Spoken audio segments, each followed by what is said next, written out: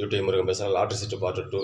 ஆனால் எத்தனை கோடி வேணாலும் நான் பேங்க்கில் லோன் கொடுக்க சொல்கிறேன்னு ஒன்றும் கிடையாது. ஒரே ஒரு ஆதார் கார்டை மட்டும் எடுத்துகிட்டு வாங்க. இனிமேல் நம்ம ஒரு பேங்க் நெட்வொர்க்கே வைக்க போகிறோம். லாட்ரி சீட்டை வந்து நம்ம ஒழிச்சிடணும். இந்த மாதிரி தவறான வழியில் போய் நம்ம தமிழ்நாட்டு மக்கள் வந்து இந்தியாவுக்கே உலகத்துக்கே முன்மாதிரியாக இருக்கணும். அரசாங்கம் ஒரு பக்கம் செஞ்சாலும் நம்ம தனியாக எடுத்து செய்கிறோன்னு. அதனால் நம்ம வந்து ஒரு தனியார் கம்பெனி வந்து ஒரு கார்பரேட் கம்பெனி மாதிரி நம்ம உருவாகிறோம். மக்களுக்கு நல்லது செய்யணும். உலக நாடு நம்மளை பார்த்து கூப்பிடணும். ஏன் முதலமைச்சர் சாராய கடை வச்சுருக்கான், மாமன் கடை மச்சான் கடைன்னா அவன் மானம் கட்டவன், அவன் எப்படியாவது வச்சுட்டு போகிறான்.